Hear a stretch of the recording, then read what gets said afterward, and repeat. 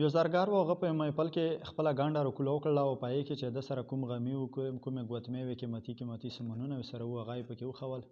او بیا د هغې نه بعد یو ملغلره یې راویستله او په محفل کې یې دا خبره وکړه چې دا داسې ملغلره ده چې د شپې د کپړې نه څرګنده کې نو دا بیا سپینه رڼو کوي د رڼو بیټرۍ غوندې کې په دا محفل کې یو غال و هغه په دغه سړي پسې مسلسل چلو شو زوی کې په سفر ورسره ملګری شو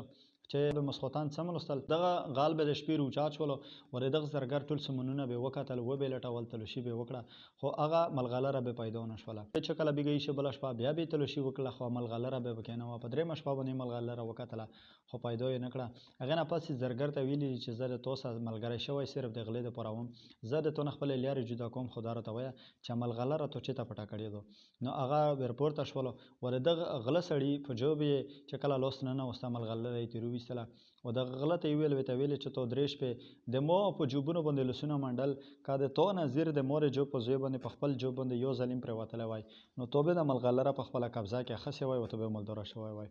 ټیک مثال دغه شانته د موږ مسلمانانو انسانانو دی چې موږ همیشه لپاره د بل په غلطو باندې د بل په خویونو باندې د بل په خوشحالو په غمونو باندې سوچ وي او خپل ځان د مونږ ویر دی که چې ته لږ غوندې کې سوچ او فکر مو په خپل ګریوانه کې وکړه موږ ته به خپل ښه ډېر صفتونه د الله رب عزت ډېره خوشحالۍ ولیدلی شي او دغه شانته خپل ډېر غیبونه نقصانونه به په مونږ کې ولیدل شي چې په نورو کې کوم لټوو په کار دا دی چې هغه موږ د خپل ځان نه وباسو